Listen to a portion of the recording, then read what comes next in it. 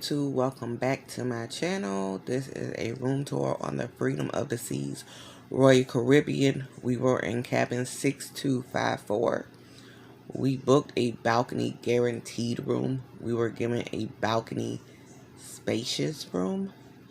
The room was set up for 3 people, so you'll see that set up. This is the bathroom, your typical small cruise bathroom.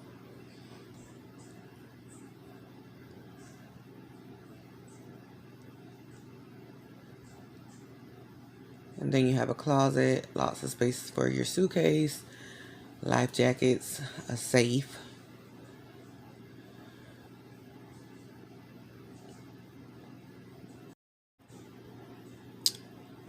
and a couch.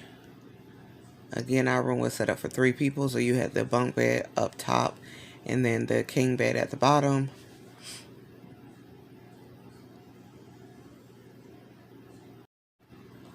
And of course, this is the balcony. Nice view of the port of Miami before we left. It was nice and spacious.